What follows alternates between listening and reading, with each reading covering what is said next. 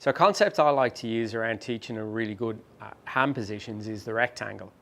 Okay, so what I mean by the rectangle is that from the side, when I establish my stroke to come through, so I've got my power phase, and then I'm into the setup, come down for the catch, power phase, and then the exit, okay?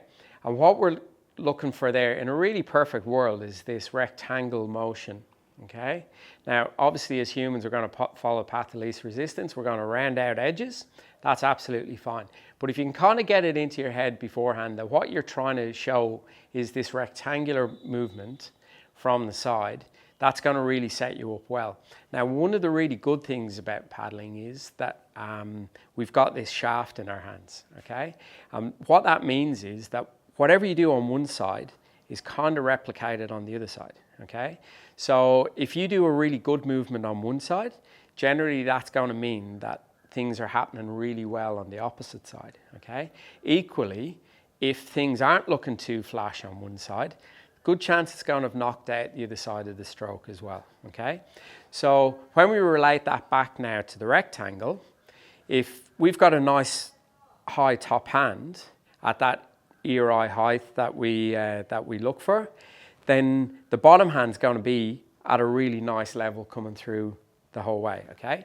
If this top hand drops down, which we see in a lot of paddlers, it drops down at the front of the stroke in particular, then what happens then is that the blade will change its angle when it's coming out, okay? That's going to have a few really negative effects on how the boat runs.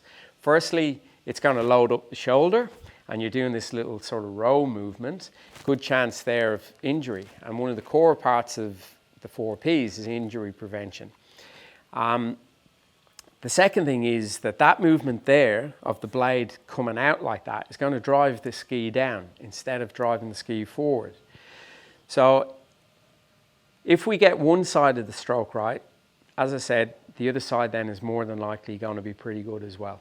So just concentrate on one side, the other side's going to fall into place. And if you can use that rectangle as a bit of a reference, the really core part of the rectangle though, when you're looking for it, is what's happening at that top half. And when we set our hands at the top half, we're looking for this sort of ear-eye height level. I'll show you now against the wall what I mean, what that means in terms of strength, and I'll get a paddle out and I'll show you what that means as well.